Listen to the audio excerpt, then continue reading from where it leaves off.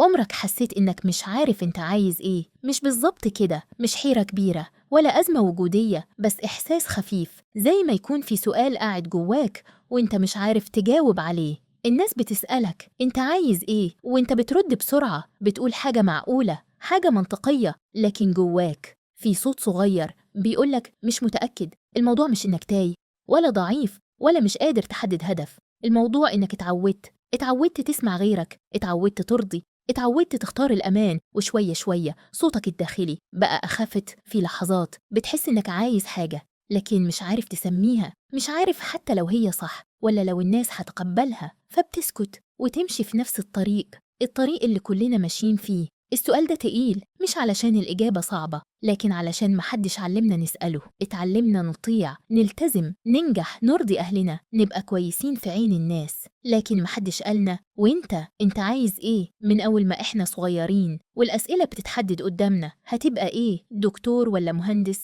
مين صاحبك؟ هتلبس ايه؟ هتتجوز امتى؟ الأسئلة كلها بره والإجابات بره، وصوتك الداخلي ما كانش موجود في المعادلة. فطبيعي لما تكبر واحد يسألك انت عايز ايه متعرفش ترد، علشان انت اصلا مسمعتش نفسك من زمان. في فرق بين رغبة حقيقية ورغبة مزروعة. الرغبة الحقيقية بتطلع من جواك من غير سبب واضح، من غير منطق، بس انت حاسس بيها. الرغبة المزروعة بتيجي من بره، من الإعلانات، من المقارنات، من كلام الناس، من الخوف. والمشكلة إن الاتنين بيتلخبطوا. بتبقى فاكر إنك عايز حاجة وإنت في الحقيقة بتنفذ رغبة غيرك أو بتهرب من خوفك. مثلا ممكن تبقى فاكر إنك عايز ترقية، بس الحقيقة إنك عايز تثبت نفسك، عايز الناس تشوفك ناجح. الرغبة هنا مش في الشغل، الرغبة في الاعتراف. أو تبقى فاكر إنك عايز علاقة، بس الحقيقة إنك خايف من الوحدة، مش عايز الشخص ده بالظبط، عايز تملي الفراغ.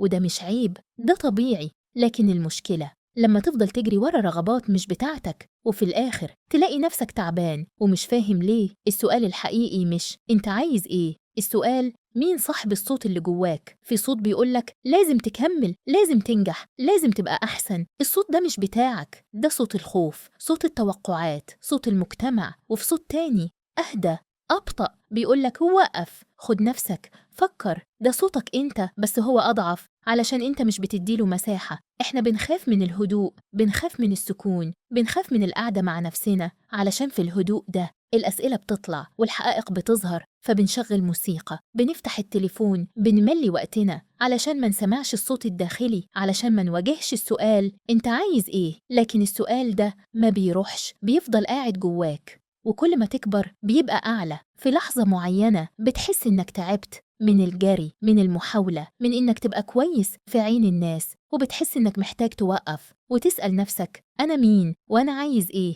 اللحظة دي مش سهلة لكنها مهمة، علشان فيها أنت بترجع لنفسك، بترجع للصوت اللي اتغطى. الحيرة مش ضعف، الحيرة أحياناً أول علامة وعي. يعني إيه؟ يعني إنك بقيت واعي إن في حاجة مش مظبوطة، إن الطريق اللي ماشي فيه مش بتاعك، إن الاختيارات اللي عملتها كانت مبنية على خوف أو رضا مش على رغبة حقيقية. والوعي ده بيخليك تحس بالحيرة، لكن الحيرة دي أفضل من إنك تفضل ماشي في طريق مش بتاعك وإنت مش حاسس بيه. بعض الناس بتفضل طول عمرها تجري ورا أهداف من غير ما تسأل ليه ده اللي أنا عايزه ولا ده اللي المفروض أعمله. وبعض الناس بتوقف وتسأل وتتحير، ودي بداية التغيير. مفيش إجابة واحدة، مفيش دليل تمشي عليه، مفيش خطوات واضحة، علشان الرغبة بتتغير، الإنسان بيتغير، والحياة بتتغير. اللي كنت عايزه امبارح ممكن ميبقاش مهم النهاردة، واللي انت رافضه دلوقتي ممكن تحتاجه بعدين. وده عادي، ده جزء من كونك إنسان، إنك متغير مش ثابت. مش مطلوب منك تبقى عارف كل حاجة، مش مطلوب منك يكون عندك خطة واضحة. المطلوب بس إنك تسمع نفسك، تديها مساحة، تسيب الضوضة شوية وتقعد معاها. في أوقات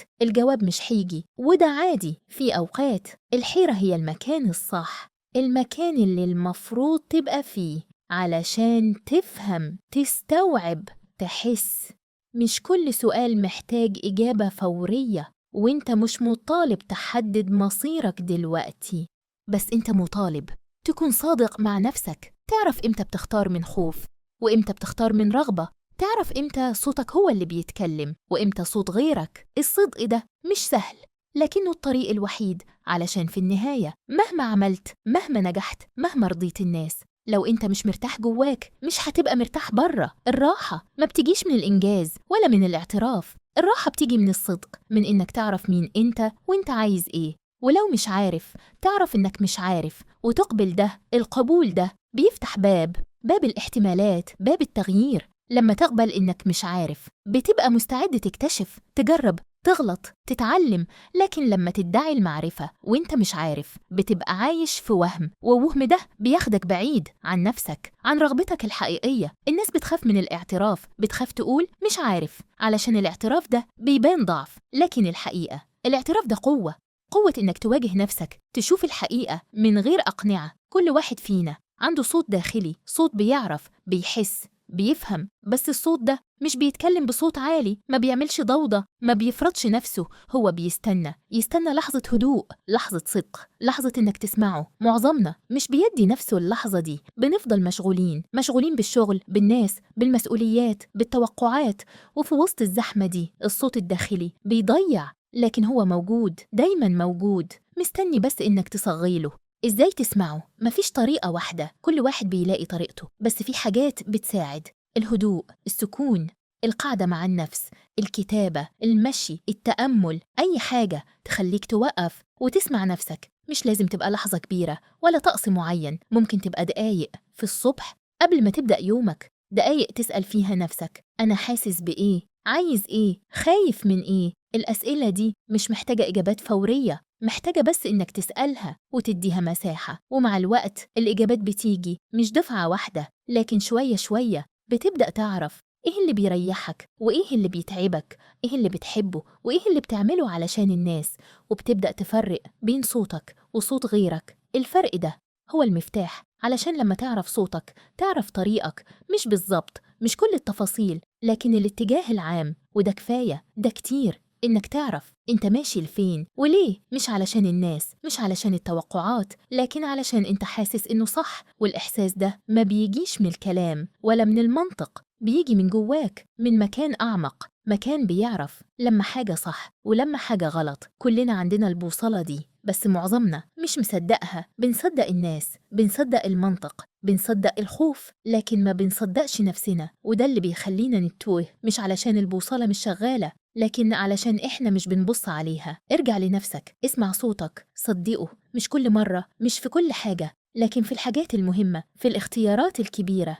اسأل نفسك ده صوتي ولا صوت غيري؟ ولو لقيت إنه صوتك امشي، حتى لو الطريق مش واضح، حتى لو الناس مش فاهمة، علشان في النهاية انت اللي عايش حياتك، مش هم. وانت اللي هتندم لو عشت حياة مش بتاعتك. الندم ده أصعب من أي غلطة، أصعب من أي فشل، علشان الفشل ممكن تصلحه، ممكن تتعلم منه، لكن الندم على حياة ما عشتهاش ده صعب. فبلاش تعيش علشان الناس، عيش علشان نفسك. مش أنانية، ده احترام لنفسك، لرغبتك، لصوتك وبس. انت سامع صوتك ولا صوت الناس أعلى؟ السؤال ده ما بيحتاجش إجابة دلوقتي. إذا